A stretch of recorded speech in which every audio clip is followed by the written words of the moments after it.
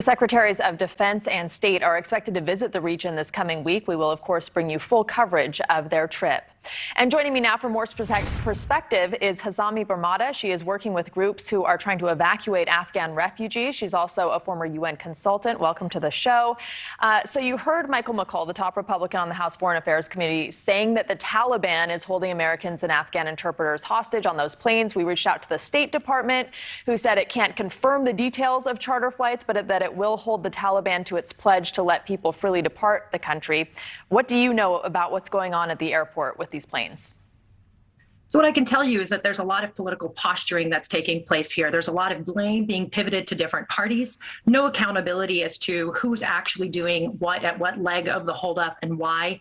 We have yet to get clear messaging from the State Department. We are being told that the planes are being held up because the Taliban, but then we get clearance from the Taliban and we're told it's the State Department. So the biggest issue that we're having here is the situation of people is deteriorating. People have been waiting to get on board of these flights for a week in horrific living conditions. We are getting no clarity on what the holdup is, when the flights will take off. They have been approved. A handful of them have been approved of the ones that are waiting on the tarmac. And quite frankly, the situation is becoming more dire. And the question is, what is the holdup? And can we put humanitarian needs of people on the ground ahead of our political posturing? And that has yet to be answered.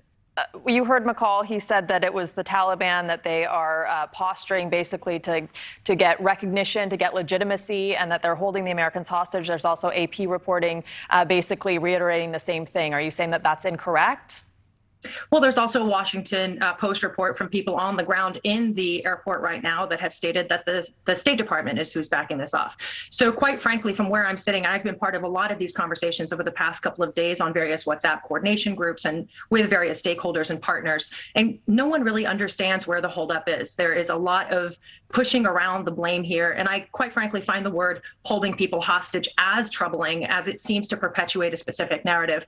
Not to say that there isn't wrongdoing on behalf of all the stakeholders involved here, but what is happening is that we're not getting to the bottom of where the holdup is. What are the requests, if indeed the holdup is on behalf of the Taliban? What are the requests? That hasn't become clear to us. And the State Department, we do know, actually delayed this process for quite some time when initially there was Taliban approval. So we wasted a lot of very valuable time getting these flights off the ground that have been there for a while, in big part because of the delays of the State Department in processing. So there are quite a bit of complexities behind the scenes. I don't think it's fair to say that the reason is one thing or another, but what we're really trying to push for, those of us working with people on the ground with these hundreds of people, some of whom are injured and wounded and need medications, is to get to the bottom of why are the delays happening, who is responsible, and we need much more transparency and accountability from the White House and the State Department, in addition to the Taliban also. So when McCaul, for example, gives those answers, you're saying that that's not clarity? Quite frankly, we don't know. I'm getting conflicting messaging. I'm on several chats, all of whom say different things. We have gotten told that the clearance did come from the State Department. At one point, we got told that that was changed. I mean, which side of the airport in Doha that they were going to, there was confusion there. So quite frankly, you know, I'm a humanitarian. I've approached this with a task force that we're working with, looking at creating a humanitarian corridor that looks at giving people a right to leave and looks at figuring out how to make that process as seamless as possible to the people that are waiting in very dire living conditions at the moment. So quite frankly, again, I have been really involved in several of these conversations, and I still don't know because we are getting conflicting messaging by the day, by the moment, by the minute on where the hangup is and what is happening. All right, so let's pivot now to what you are working on. You're trying to get refugees evacuated. What exactly are you doing? How successful has it been? Well, we're working with an array of people, both SIV applicants, people who've worked in support of the U.S. government, people who have supported us on the ground, but also we have green card holders. We have families, extended families of American citizens, and we are trying to get people to safety, but also we're trying to get people to the promise of transit that they have been promised. So several of these people were planned to be on the flights in Kabul because of lack of access to the airport. They were unable to be on those flights. And so at this point, we're just working with people that have approvals to leave, that have reasons and rationale to leave, and are trying to figure out how to do it. Obviously, no one wants to really politicize the people that we're helping. And that's what we're trying to do most. We're trying to safeguard the rights and the duty of care that we have towards those on the ground that are really striving to get on those flights and have been promised access to those flights, but unfortunately now some of which have been left without food, sleeping in the streets in quite horrendous sleeping conditions where you have 400 plus people sharing a bathroom or two. And again, there's lack of communication. There's lack of transparency and accountability from all the stakeholders involved. And one thing I'm going to add that's been extremely troubling, and we're seeing this from numerous conflicts and post-conflict settings, we see there's a lot of scam that's happening. So people are being poached and asked to give $20,000 and we'll help you leave, where there's no guarantee of where they're going, how they're getting there, what political approvals are in place. And this we're seeing an uptake of. And so one of the important things for us is this needs to be a regulated process. More stakeholders need to be involved, and there needs to be some type of coordination among all the stakeholders who are both manifesting flights, the human rights and humanitarian support that's being done on the ground, and making sure that we're really, really putting the people of Afghanistan in the heart of this conversation. Yeah, and everyone has been so focused on just getting them out. I'm sure you also are involved in the challenges they face when they get here or to another country, the housing, the language barriers, the work, the education. Are you in touch with anyone who's actually made it to the other side yet?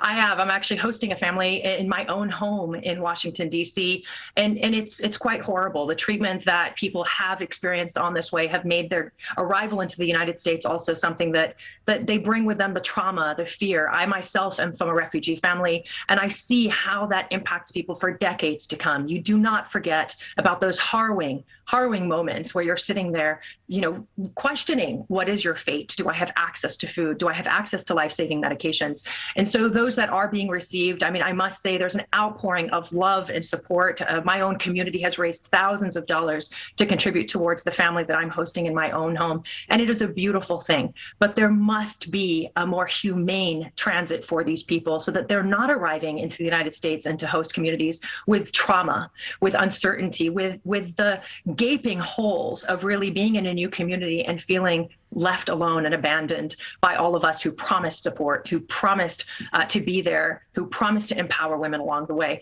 and girls and everybody in between. And so I think there's a duty of care that must be central to these conversations. In urgency situations, oftentimes you're right, we bypass that. We really look at how do we provide, get people out. But in that process, oftentimes we forget that these are human lives. Human children, women, people who've already experienced so much trauma, and we must ensure that every single step of that process, we think about those that we're impacting, and we think about the long scars that we will leave behind in the inhumanity of our processes. Yeah, and in a lot of ways, their journey is just beginning once they make it out of the country. Hazami Barmada, thank you so much for your time tonight. Appreciate it. Thank you. Thank you so much.